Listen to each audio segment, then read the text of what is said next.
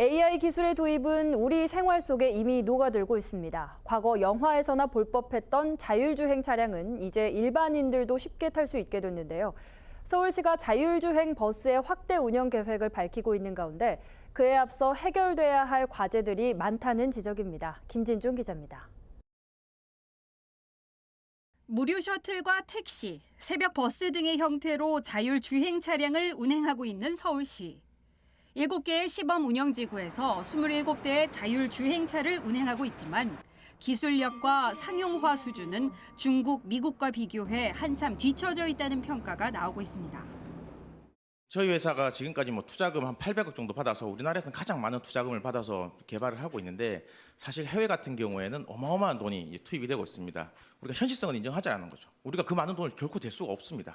그러면 우리가 가진 예산과 여건과 환경을 조합을 해가지고 어떻게 잘 접근을 해서 우리가 수익화를 할 것이냐에 대한 고민을 해야 되는 건데요.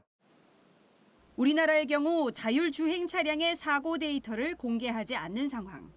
무인 운행에 대한 명확한 정책 수립과 법 규제 완화 필요성이 제기됩니다. 우리나라는 사고 데이터를 공개하지 않습니다. 다른 회사들의 데이터들을 이렇게 좀 보면은 추돌 사고가 많아요. 뒤에서 받는 게. 시범 운행이 아니라 본격적으로 좀 도입을 확대를 해야 될 시점이다라고 이제 보고 있고요. 그 자율주행을 체험할 수 있는 기회를 굉장히 많이 제공을 합니다. 해외 같은 경우에는. 그런 경험이 결국은 자율주행 활성화 그리고 이제 실제로 수요화로 이끌 수 있다. 정부는 자율주행 시대의 기반을 마련해야 할 것입니다.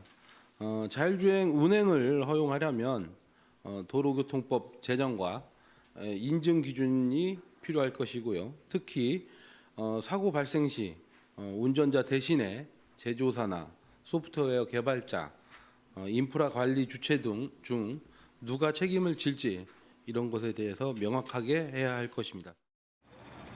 서울시 역시 버스 보조금 지원과 보호구역 내 자율주행 금지 등 규제 장벽의 개선 필요성을 공감하고 있습니다. 그 전기차나 저상버스 보조금이 자율차에 대해서는 지급되지 않습니다. 그런데 이제 저희들은 새벽 버스나 이런 것처럼 좀 지급이 될 수 있도록 조금 제도나 이런 부분들을 좀 빠르게 좀 개선을 좀 하도록 저희들이 노력을 좀 하고 있고요. 좀 안전성을 강조하다 보니까 어린이 보호구역 내나 이런 보호구역, 노인 보호구역 이렇게 보호구역 내에서는 자율주행을 또 못하도록 또 제도적으로 가지고 있어서 이런 부분도 좀 풀어줬으면 좋겠다 이런 인식을 서울시도 가지고 있고.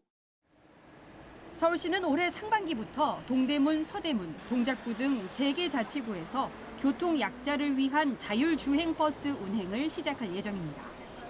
향후 2028년에는 자율주행 버스를 유상 운송 체계로 전환하겠다는 구상입니다.